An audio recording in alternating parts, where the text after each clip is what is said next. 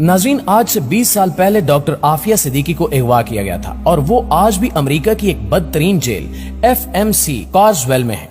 आखिर वो क्या वजह थी कि डॉक्टर आफिया सिद्दीकी को अगवा किया गया और 86 साल कैद की सजा सुनाई गई? आखिर इन्होंने ऐसा क्या फार्मूला तैयार किया था जिससे अमेरिका खौफजदा था? आज डॉक्टर आफिया सिद्दीकी की रिहाई के लिए क्या कोशिशें की जा रही हैं और जिसकी वजह से उम्मीद की जा रही है कि वो जल्द रिहा हो जाएंगी? इस सब के बारे में जानने के लिए वीडियो को आखिर तक जरूर देखिएगा। नाज़रीन, डॉक्टर आफिया सिद्दीकी के खानदान की बात करें तो वो एक सादा सा मजहबी और पढ़ा लिखा घराना था। इनके वालिद का मजहबी तालीम की तरफ बहुत रुझान था। इन्होंने अपने बच्चों को मजहबी तालीम के साथ साथ दुनिया की आला तालीम भी दिलवाई। डॉक्टर आफिया सिद्दीकी बहुत अक्लमंद और ज़हीन थी। इनको 300 साल में पैदा होने वाले ज़हीन तरीन अफराद में शुमार किया जाता है। तकारीर के मुकाबलों में अक्सर मरहूम आमिर लियाकत भी इनके साथ होते। लड़कों में आमिर लियाकत इनाम जीतते और लड़कियों में आफिया सिद्दीकी। अगर कभी सबका एक साथ मुकाबला होता तो आमिर लियाकत कहते कि वो दूसरी तीसरी पोजीशन के लिए मेहनत करते हैं, क्योंकि पहली पोजीशन तो आफिया की ही होगी। डॉक्टर आफिया के खानदान में वैसे तो लड़कियों की जल्दी शादी कर दी जाती, लेकिन इनके भाई तालीम के लिए अमेरिका गए थे। इन्होंने डॉक्टर आफिया को यूनिवर्सिटी ऑफ ह्यूस्टन में स्कॉलरशिप के लिए अप्लाई करने का मशवरा दिया। इस तरह डॉक्टर आफिया सिद्दीकी तालीम हासिल करने अमेरिका चली गई। इसके बाद इन्हें MIT, जो कि दुनिया की बेहतरीन यूनिवर्सिटी समझी जाती है, वहां से स्कॉलरशिप की ऑफर मिली। वहां से इन्होंने बायोलॉजी में ग्रेजुएशन किया और अपनी रिसर्च में अवार्ड भी हासिल किया। इसके बाद इन्होंने PhD भी की। कहा जाता है कि अपनी तालीम के दौरान आफिया सिद्दीकी ने एक ऐसी रिसर्च भी की थी जो अमेरिका के बड़े बड़े साइंसदान भी नहीं कर सके थे। इस रिसर्च का इस्तेमाल करते हुए किसी भी मुल्क के लिए एक बेहतरीन दिफाई निजाम बनाया जा सकता था, यानी बहुत ताकतवर हथियार बनाए जा सकते थे। अमेरिका के कुछ साइंसदानों को इस बात का पता लगा तो इन्होंने अमेरिकी इदारों को इस बात की खबर दी कि डॉक्टर आफिया के पास एक बहुत ही अहम रिसर्च है जो अगर पाकिस्तान के हाथ लगी तो हमारा बहुत नुकसान होगा। इस तरह डॉक्टर आफिया सिद्दीकी से वो रिसर्च हासिल करने के लिए अमेरिकी इदारों ने कोशिशें शुरू कर दी। दोस्तों, डॉक्टर आफिया सिद्दीकी को अंदाजा था कि अगर ये रिसर्च अमेरिका के हाथ लग गई तो वो हमेशा की तरह इसे मुसलमानों के खिलाफ इस्तेमाल करेंगे। इसी वजह से डॉक्टर आफिया सिद्दीकी ने वो रिसर्च एक राज की तरह अपने पास रखी। डॉक्टर आफिया सिद्दीकी एक निहायत ज़हीन खातून थी। इन्होंने ये जहानत बेहतरीन तरीके से इस्तेमाल की थी। इन्होंने एक ऐसा प्लान तैयार कर रखा था कि जिससे मुसलमानों को कुरान की सही मानों में तालीम दी जाती।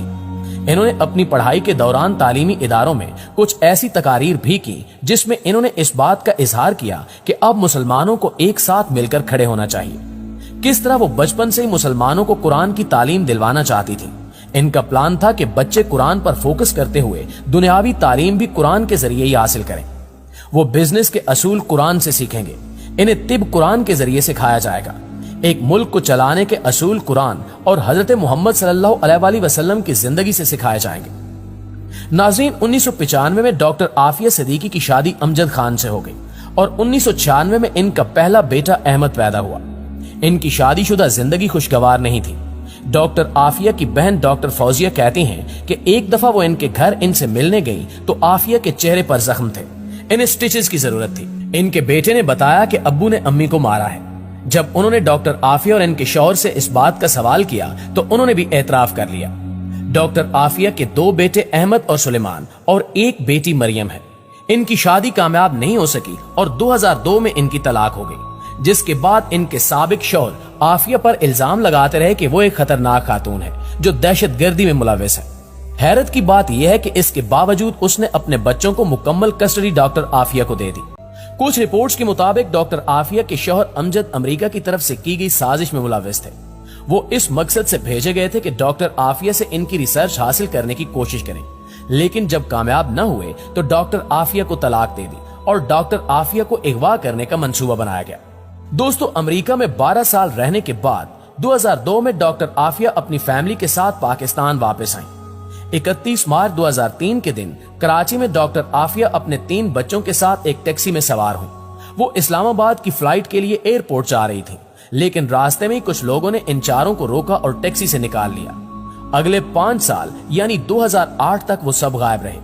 2008 में अमेरिकी इदारों की तरफ से डॉक्टर आफिया के घर वालों से राब्ता किया गया और डॉक्टर आफिया के बड़े बेटे अहमद को डॉक्टर आफिया के घर वालों के हवाले कर दिया गया।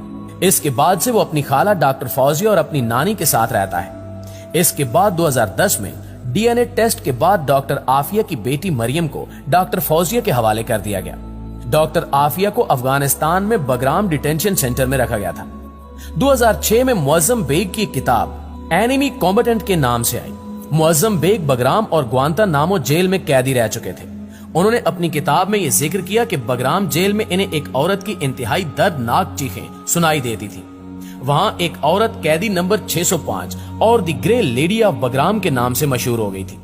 कुछ लोगों ने यह ख्याल किया कि हो सकता है कि वो डॉक्टर आफिया ही हो, लेकिन ये बात यकीन के साथ नहीं कही जा सकती थी। 2008 में डॉक्टर आफिया को कैद से रिहा किया गया और इनके पास एक बच्चे को लेकर गए, जिसके बारे में कहा कि यह आपका बेटा अहमद है। वहां से आफिया और इसके बच्चे को कत्ल करने का मंसूबा बनाया गया। यहां से कहानी के दो रुख शुरू होते हैं। अफगानिस्तान की तरफ से कहानी का यह रुख सुनाया जाता है कि डॉक्टर आफिया को उसके बच्चे के साथ गवर्नर हाउस की तरफ जाने के लिए कहा गया था, लेकिन वो गवर्नर हाउस की तरफ जाने की बजाय मस्जिद की तरफ गई और कमजोरी की वजह से गिर गई। जबकि दूसरी तरफ अमेरिका की तरफ से यह बयान दिया जाता है कि इनके फौजियों के पास यह खबर थी कि एक दहशतगर्द औरत आएगी जो देखने में बहुत कमजोर लगेगी लेकिन बहुत खतरनाक है। इसके साथ एक बच्चा भी होगा। हुक्म दिया गया था कि जैसे ही उस औरत को देखो फौरन उसे कत्ल कर दो। तो उन्होंने इनको देखते ही शूट कर दिया और कत्ल कर दिया गया।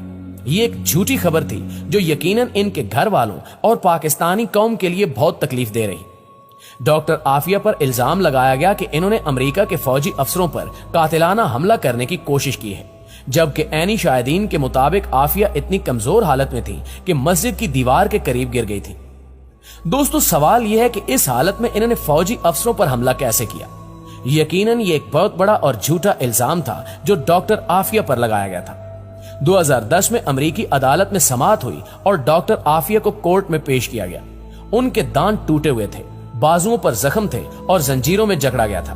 वहां इनके भाई भी मौजूद थे, लेकिन इन्हें डॉक्टर आफिया से मिलने की इजाजत भी नहीं दी गई। इस पेशी के दौरान तमाम सबूत डॉक्टर आफिया के हक में थे। मेडिकल रिपोर्ट्स गवाह थी कि इन पर किस कदर तशद्दुद किया गया, लेकिन इस सब के बावजूद डॉक्टर आफिया को 86 साल की कैद की सजा सुना दी गई। आज डॉक्टर आफिया अमेरिका की FMC कॉर्सवेल जेल में है, जिसे जहन्नुम के गढ़े से तशबीह दी जाती है।